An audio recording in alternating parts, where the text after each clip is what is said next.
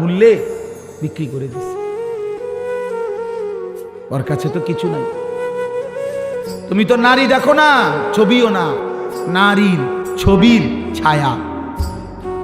মোবাইলের স্ক্রিনে যেটা দেখা যায় সেটা নারী না, সেটা ছবিও না, নারীর ছবির ছায়া, নর্তকীর ছবির ছায়া। এটা ছবিও না, এটা ছায়া। ছায়া, এটা ছায়া ছবি, এটা ছায়া। মানুষ ছায়ার পিছনে দৌড়ে বুঝি জীবন শেষ করে দিল। নিজের শরীর নাপাক করে দিলা, হারাম বীর্যপাত করলা, অশ্লীলতার মধ্যে ভেসে গেলা, ধরলাও না, ছুইলাও না, ফাঁকে থেকে টাকাও শেষ, শরীরও শেষ, যৌবনও শেষ, চরিত্র শেষ, সমাজে ইজ্জতও শেষ। আমি এই এখনো বলে আসছি, আমি আমার কথা বলি ভাইয়া, আমি আমার সূরা ফাতিহার 4টা আয়াত পড়ছি, তার তর্জমা বলেই শেষ করে দেব। কিন্তু ফাঁকি দিয়ে আমি একটা কথা বলি, ছেলেরা, আমার আব্বা, তোমরা মনে রাখো, কোনো পাপীকে মানুষ মানুষ নামে ডাকে না, পাপের নামে ডাকে। আমার এই কথাটা আবার শোনো, বুঝো। কোনো পাপীকে মানুষ মানুষ নামে ডাকে না, পাপের নামে ডাকে। অর্থাৎ কোনো সুদখুরকে মানুষ আর মানুষ নামে ডাকে না, সুদখুর নামে ডাকে। কোনো ঘুষখুরকে মানুষ মানুষ নামে ডাকে না, ঘুষখুর নামে ডাকে। কোনো জুয়ারি, এই যে মোবাইলে যারা জুয়া খেলো, এই জুয়ারি তোমারে আর কোনোদিন মানুষ মানুষ নামে ডাকবে না, জুয়ারি নামে ডাকবে। কোনো মদখোরকে মানুষ মানুষ নামে ডাকে না, মদখোর বলে মদখোর, নেশাখোর, গাঁজাখোর, পুট্টাখোর, বাবাখোর, ডাইলখোর, ইয়াবাখোর, হারামখোর।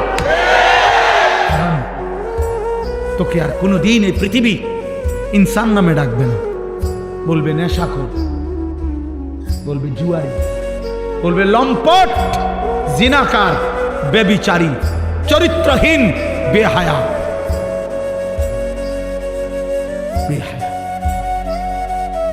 100 বছর পরে, 100 বছর পরে হলো তোমার নাতিরে মানুষ বলবে তোর দাদা সুদখোর ছিল, তোর দাদা গ্রামে ধরা খেয়েছিল বেডির লগে, চিনি তোরে চিনি, তুই লম্বা কথা কইস না, হ্যাঁ।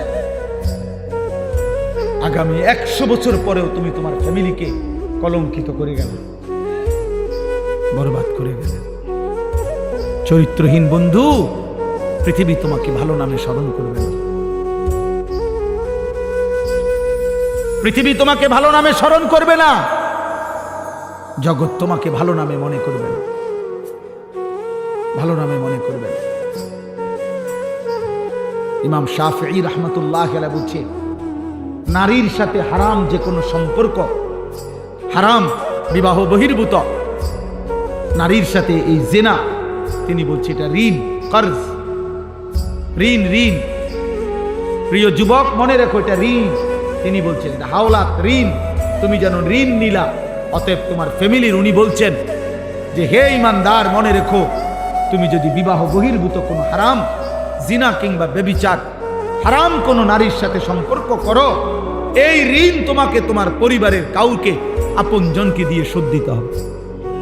আল্লাহর কসম, এটা ইমাম শাফিঈ বলছে। তুমি যদি তওবা না করো, আল্লাহ যদি মাফ না করে, তো ফ্যামিলির কাউকে দিয়ে এটা শোধ দিতে হবে। এই জন্য আল্লাহর নবী সাল্লাল্লাহু আলাইহি সাল্লাম, এক যুবক যখন নবীজির কাছে বলছিল, ইয়া রাসূলুল্লাহ ইজান লি বিজিনা, আমাকে ব্যভিচার, জেনার অনুমতি দেন, নবীজি তাকে 5টা প্রশ্ন করছিল। আফা তুহিব্বুহু লি উম্মিক, আফা তুহিব্বুহু লি ইবনাতিক, আফা তুহিব্বুহু লি উখতিক, আফা তুহিব্বুহু লি আম্মাতিক, আফা তুহিব্বুহু লি খালাতিক। এই 5টা। নবী বলছিল, যুবক, তুমি কি চাও তোমার মায়ের সাথে কেউ জিনা করুক? যুবক বলছে না। বলছে তোমার মেয়ের সাথে কেউ জিনা করুক? যুবক বলছে না। তোমার বোনের সাথে কেউ জিনা করুক? যুবক বলছে না। তোমার ফুফুর সাথে কেউ জিনা করুক? যুবক বলছে না। তোমার খালার সাথে কেউ জিনা করুক? যুবক বলছে না। আল্লাহর নবী বললেন, ওয়ালান নাসু ইউহিব্বুনাহুম লিউম্মাহাতিহিম ওয়া আখাওয়াতিহিম ওয়া বানাতিহিম ওয়া আম্মাতিহিম ওয়া খালাতিহিম। তাহলে যুবক, মনে রেখো, পৃথিবীর কোনো মানুষও চায় না তার মায়ের সাথে কেউ জিনা করুক, তার বোনের সাথে কেউ জিনা করুক, তার মেয়ের সাথে কেউ জিনা করুক, তার ফুফুর সাথে কেউ জিনা করুক, তার খালার সাথে কেউ জিনা করুক। তুমি যার সাথে ব্যভিচার করতে চাও, হারাম সম্পর্ক করতে চাও, সেও তো কোনো মানুষের মা, খালা, ফুফু, বোন, মেয়ে। তুমি সেটা কিভাবে করবা যুবক? আল্লাহ কসম, ওই যুবক বলছে, ইয়া রাসূলুল্লাহ, আমি কসম করলাম এমন ঘৃণ্য জঘন্য কাজ আমি আর কোনো দিন করব না, আপনি আমার জন্য দোয়া করে দেন। নবী তখন ওর জন্য দোয়া করছে, বুকে হাত দিয়া আল্লাহ নবী ওই যুবকদের জন্য দোয়া করছে।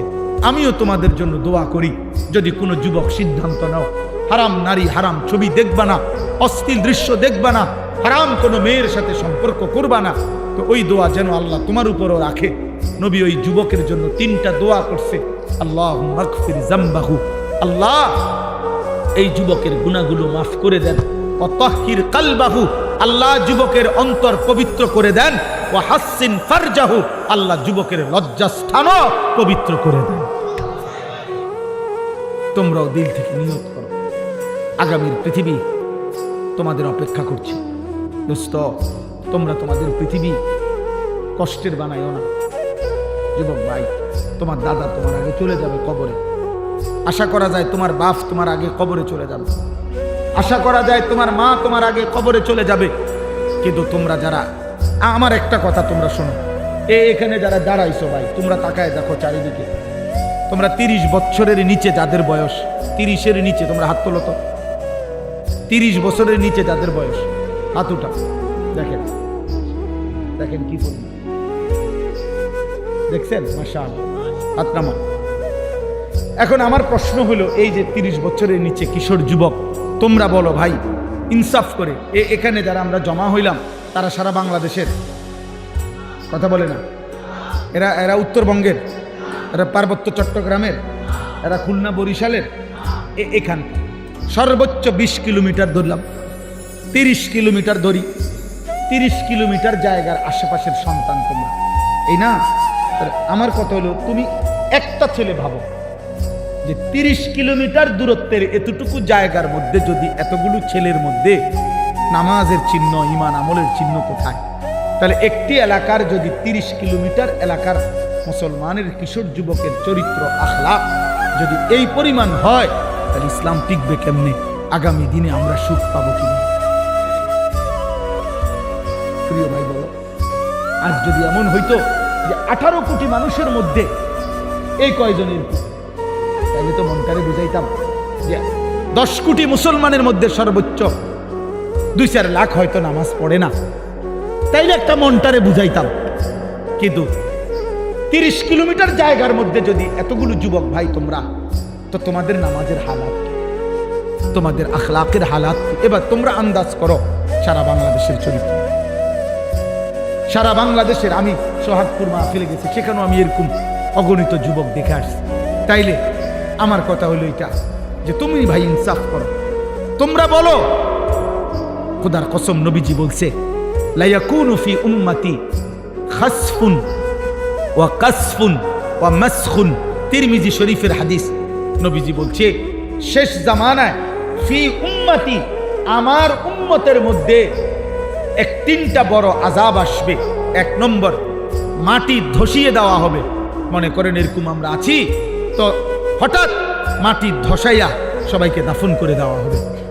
2 নম্বরে কাসফুন, পাথরের বৃষ্টি বর্ষণ করে ধ্বংস করে দেওয়া হবে। 3 নম্বরে মাসখুন, চেহারা বিকৃত করে দেওয়া হবে। সাহাবীরা জিজ্ঞেস করছে, কিলা ইয়া রাসূলুল্লাহ, মাতা, হে আল্লাহর নবী, কখন সেটা হবে? নবীজি বলছেন, ইজা জহারাতিল কাইনাত ওয়াল মাআজিফ, যখন গান বাদ্য বেড়ে যাবে, গায়িকা বেড়ে যাবে, বাদ্যযন্ত্র বেড়ে যাবে, গায়িকা, গানের আসর, নৃত্যের আসর, বাদ্যযন্ত্রের ঝংকার, নারীর বেহায়াপনা বেড়ে যাবে। ওয়াস্তাহাল্লাতিল খামরা, এবং মানুষ হালাল পানির মতো মদ পান করতে থাকবে। খোদার কসম, নবী বলছে, তখন বহু মানুষকে ভূমি ধসিয়ে দেওয়া হবে, পাথরের বৃষ্টি বর্ষণ হবে, অথবা চেহারা বিকৃত করা হবে। আমার যুবক ভাই, সারা দিনে আমি কেন চিল্লাই? আমার এই চিৎকার আহাজারির মূল কারণ এটা দোস্ত। আমি 21 বছর হয় ওয়াজ করি, 21 বছর, আলহামদুলিল্লাহ, আল্লাহর দয়া।